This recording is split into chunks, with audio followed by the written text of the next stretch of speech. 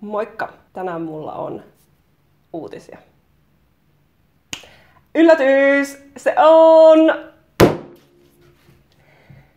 terapia ja mun sydän säpäleinä.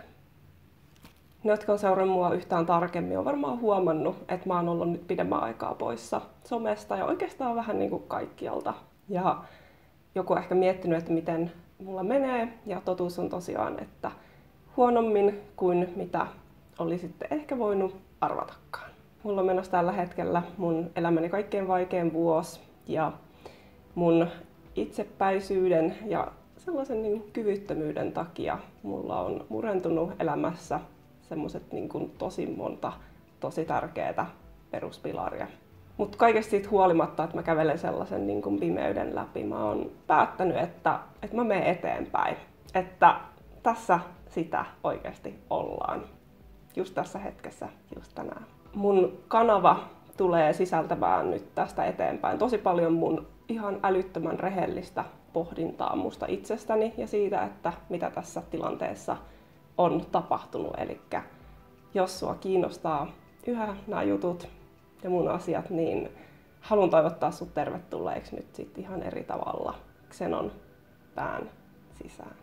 Viimeisten kuukausien aikana mä oon löytänyt tosi paljon ajatuksia, jotka on auttanut mua kävelemään läpi tästä pimeyden hetkestä. Sellaisia erilaisia tekniikoita, ajatuksia, ajatusmalleja, teorioita, joita mä oon mietiskellyt itsekseni ja ymmärtänyt itteeni tosi paljon paremmin, tutustunut oikein itteeni. Ja mä halusin jakaa niitä teidän kanssa. Okei, totta kai disclaimer, onhan mä siis aivan kujalla vieläkin, mutta tosi paljon vähemmän kujalla kuin mitä mä oon ollut pitkän aikaa tässä viime aikoina. Ja mun nöyrä toive tässä kohtaa on, että sen lisäksi, että mä saan itse analysoida itteeni videoilla ja purkaa näitä mun juttuja teille, olisi, että joku teistä ehkä voisi näiden kautta saada jotain ajatuksia itselleen, pystyy olemaan vähän enemmän oma itsensä tai hakee apua, jos se on se, mitä oikeasti tarvitsisi. Koska kyllä mä todellakin ajattelen, että näiden ajatusten tälleen julkisesti läpikäyminen auttaa mua itseäni hiilaamaan tässä, kun HP on aika silleen nollissa. Ja totuushan on siis se, että mulla on ollut oikeasti mega paha olo tosi pitkän aikaa mun elämässäni. Ja mun taktiikka selvitä tästä oli se, että mä yritin tehdä aivan kaikkea muuta. Voitte oikeasti vaan kuvitella, minäksen ole innostumassa kaikesta mahdollisesta. Mä yritin vaan jokaisessa hetkessä, missä oli paha olla, keksiä jotain muuta ja unohtaa sen niiden asioiden oikeasti prosessoimisen. Musta tuntuu, että mä oon sillä tavalla jotenkin velkaa itselleni ja nyt mä tosiaan maksan sellaisia korkoja. Mä käyn tällä hetkellä terapiassa ja oikeasti se on aivan sairaan kiva juttu. Mä tykkään käydä siellä ihan tosi paljon. Ihanaa, että on ihminen, joka auttaa mua niin pyynteettömästi rahaa vastaan, mutta kuitenkin se sopii mulle ihan törkeä hyvin. Ja se syy, minkä takia mä halusin oikeasti kertoa sen teille ja koko maailman kaikkeudelle, on se, että mua ärsyttää se, miten jotkut ihmiset ajattelee terapiasta. Mä ajattelen terapiasta sillä tavalla, että se on vähän niin kuin, että jos sä olisit murtanut jalkas, niin mitä sä sillä hetkellä teet, kun sä oot murtanut sun jalkas? Ei, sä et ignoraa sitä sun jalkaa ja yritä jotenkin silleen, että joo, no ehkä se paranee tässä, kun se vaan antaa olla. Sehän luutuu vinoon tai menee enemmän vielä katki. Ei, sä et yritä antaa sun kavereitten hoitaa sitä silleen, että joo, kyllä tästä tulee ihan tosi hyvä, kun me yhdessä tätä vähän silleen pohdiskellaan ja yritetään silleen laitella kasaan. Sähän menet siis lääkäriin ja annat ammattilaisen hoitaa sen sun jalan, koska se on hoitanut 1 000 000 jalkaa aiemmin ja se todellakin tietää, mitä pitää tehdä. Ja tosiaan sä et yritä lasketella sillä sit seuraavana päivänä sen jälkeen, kun se on siellä kipsissä ja oo silleen, että no niin, nyt kun se on kipsissä, niin nyt niin kun mä voin tehdä sillä ihan mitä taas. Sille pitää antaa aikaa oikeasti parantua.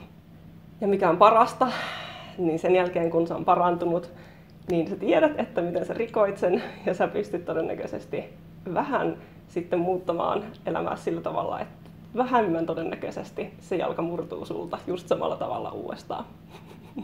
Eli näillä tulevilla videoilla seuraa siis paljon pohdintaa ja paljastuksia. Ja mä oon päättänyt, että oikeasti tää paha olo, mikä mulla on, mikä on aivan ylitsevuotavaa, niin mä aion valjastaa sen siihen, että mä aion opetella tuntemaan itteeni. Mä haluan muuttua paremmaksi ihmiseksi. Mä haluan olla ihan semmoisen raadollisen, rehellinen itselleni ja myöskin teille. Ja oikeasti jakaa tämän mun tarinan teidän kanssa. Ja mä haluan kutsua teidät myöskin seuraamaan tätä mun kanssa. Mun sellainen ajatus, mikä on tuonut mulle voimaa näiden viikkojen aikana, on ollut sellainen, että tämän kriisin lopputuloksena mä haluan, että mä voisin olla viisaampi, nöyrempi, rohkeampi ja muista ihmisistä välittävämpi.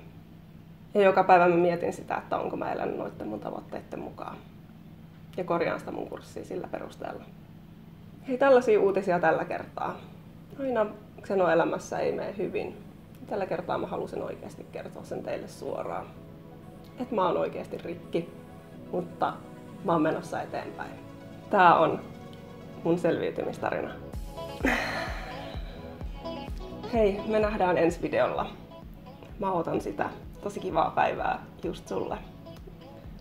Kiitos kun sä katsoit tämän videon ja olit tän hetken mun kanssa. Moikka!